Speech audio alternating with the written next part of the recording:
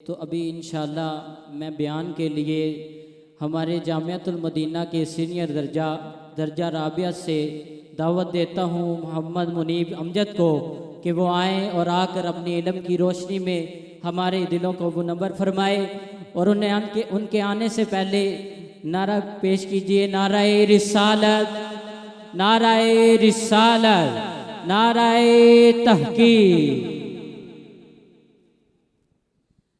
ابھی انشاءاللہ عزوجل ہمارے اساتذہ کرام سامنے تشریف لائیں گے۔ ہمارے جامعۃ المدینہ کے بڑے ہی پیارے استاذ محترم مولانا مفتی شاہد صاحب سے میں گزارش کرتا ہوں کہ وہ بھی آگے تشریف لے آئیں۔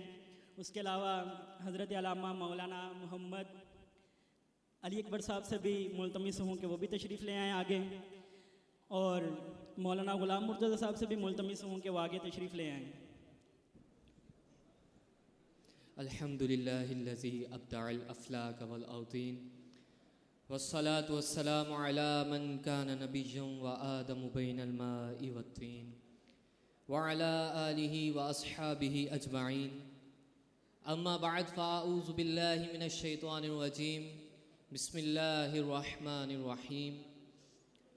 قال اللہ تبارک و تعالی فی القرآن المجید والفرقان الحمید، ان ملائکتہ یصلون علی النبی یا ایہا الذین آمنوا صلوا علیہ وسلموا تسلیما۔ الصلاة والسلام علیک یا رسول اللہ وعلی آلک واصحابک یا حبیب اللہ۔ الصلاة والسلام علیک یا نبی اللہ وعلی آلک واصحابک یا نور اللہ۔ ہمارے معاشرے میں لڑائی جھگڑے بڑھتے جا رہے ہیں۔ اس کی سب سے بڑی وجہ یہ ہے کہ ہمارے معاشرے کے لوگوں نے صبر کے دامن کو چھوڑ دیا ہے۔ آئیں میں آپ کو ایک عالم صاحب کے صبر کا واقعہ سناتا ہوں۔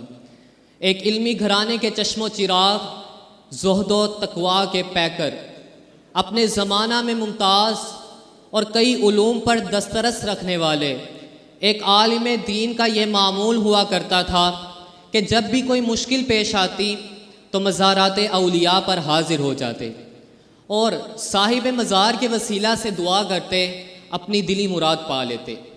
ایک بار عالم صاحب ایک علمی الجھن کا شکار ہو گئے اور حضرت سیدنا بایزید بسطامی علیہ رحمہ کے مزار مبارک پر حاضر ہو گئے، اور آپ کے مزار مبارک پر 3 ماہ یوں گزار دیے کہ ہر وقت باوضو رہتے، لیکن اپنی دلی مراد نہ پا سکے۔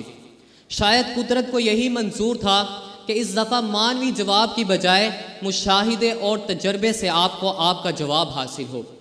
آخرکار 3 مہینے بعد عالم صاحب نے اپنا کھردرا لباس پہنا، اپنا عصا اور مٹی کا برتن لیا اور خراساں کی طرف رخت سفر باندھ لیا۔ چلتے چلتے شام ہو گئی اور آپ ایک گاؤں میں آ پہنچے۔ آپ نے وہاں پر رات گزارنے کا فیصلہ کیا، تو جیسے ہی آپ آگے بڑھے تو وہاں کے لوگ جو تھے وہ دیندار تو نظر آ رہے تھے، اپنی زبانوں سے تو دیندار اپنے آپ کو کہتے تھے، لیکن وہ اصل میں دنیا دار تھے۔ ان میں سے ایک شخص بڑے تکبرانہ طور پر چلتا ہوا آیا اور کہنے لگا، کون ہو تم اور کیا کرنا چاہتے ہو؟ تو آپ نے اس کے تکبرانہ انداز اور اس کے اتنے سخت لہجے کا جواب آپ نے نرم لہجے میں دیا۔ آپ نے کہا، میں مسافر ہوں اور رات گزارنا چاہتا ہوں۔ جب انہوں نے آپ کی یہ بات سنی تو کہے لگانے لگے اور کہنے لگے کہ لگتا تو صوفی ہے مگر ہم میں سے نہیں۔ آپ نے اس طعنے کا جواب بھی نرم لہجے میں دیا۔ آپ نے کہا، جی ہاں، میں آپ میں سے نہیں ہوں۔ آخرکار انہوں نے عالم صاحب کو نچلی منزل پر ٹھہرایا اور خود بالا خانہ چلے گئے۔ کھانا کھانے کے وقت عالم صاحب کو پھپوندی لگی روٹی دے رہے ہیں، وہ روٹی دے رہے ہیں جس پر الی لگی ہوئی ہے، اور خود مرغن کھا رہے ہیں۔ کھانا کھانے کے بعد خود خربوزے کھاتے ہیں اور عالم صاحب کو خربوزے کے چھلکے مار رہے ہیں۔ اتنی اذیت اور مشکلات پر صبر کا عظیم الشان مظاہرہ کرنے کے بعد آپ نے اللہ عز و جل کی بارگاہ میں ہاتھ اٹھائے اور عرض کی، اے اللہ، اگر آج میں نے تیرے محبوبوں کا لباس نہ پہنا ہوتا تو شاید میں ان سے کنارہ کش ہو جاتا. اتنی اذیت اور مشکلات پر صبر کا مظاہرہ کرنے کی وجہ سے، اذیتوں پر اللہ عز و جل کو یاد کرنے کی وجہ سے، اپنے دل کو صرف یاد الہی میں مشغول کرنے کی وجہ سے، آپ کے دل کا اللہ عز و جل کی عبادت میں مسرور رہنے کی وجہ سے اللہ عز و جل نے آپ پر اس بات کو آشکار کر دیا کہ اللہ کے نیک بندوں کو جو مقام و مرتبہ حاصل ہوتا ہے وہ اذیت اور مشکلات پر اللہ عز و جل کا شکر ادا کرنے سے حاصل ہوتا ہے. پیارے پیارے اسلامی بھائیوں، یہ عالم صاحب میرے اور آپ کے بلکہ ہم سب کے پیارے حضرت داتا گنج بخش علی حجویری علیہ رحمہ ہیں. یہ وہ داتا گنج بخش علی حجویری علیہ رحمہ ہیں جن کے بارے میں ڈاکٹر اقبال کہتے ہیں سید حجویر مختوم امم، ساری امت کو داتا علی حجویری کا شکر گزار ہونا چاہیے. ڈاکٹر اقبال کہتے ہیں کہ پاک و ہند، بر صغیر پاک و ہند میں اسلام کا بیج بونے والے داتا علی حجویری علیہ رحمہ ہیں. یہ وہ داتا علی حجویری علیہ رحمہ ہیں جنہوں نے صرف اور صرف اللہ اور اس کے رسول کی تعلیمات کو عام کرنے کے لیے، اللہ عز و جل کے اسلام کو پھیلانے کے لیے اپنا شہر، اپنا گھر بار چھوڑا اور لاہور آ گئے. یہاں پر نہ آپ کے لیے پاس کھانے کو کچھ تھا، نہ رہنے کے لیے کچھ تھا. آپ راوی کے کنارے رہتے اور آپ کشف المحجوب میں لکھتے ہیں کہ میں 23 دن بغیر کھائے پیے صرف پتوں پر گزارا کرتا تھا. آپ کا مقصد صرف یہ تھا کہ مجھے لوگوں کی اصلاح کی کوشش کرنی ہے، مجھے اللہ اور اس کے رسول کی تعلیمات کو عام کرنا ہے. یہ وہ داتا علی حجویری علیہ رحمہ ہے جن کا مقصد صرف اللہ اور اس کے رسول کی تعلیمات کو عام کرنا تھا. اسی دورانیے میں کافروں نے آپ کو 7 مرتبہ اتنا مارا کہ آپ زخمی ہو گئے اور بے ہوش ہو گئے اور لوگ آپ کو مردہ سمجھ کر آپ کو چھوڑ گئے، لیکن اللہ عز و جل نے آپ کی حفاظت فرمائی. کون کون داتا علی حجویری علیہ رحمہ کے مزار مبارک پر نہیں آیا؟ حضرت بابا فرید گنج شکر علیہ رحمہ نے آپ کے مزار مبارک پر چلہ کاٹا، اور پھر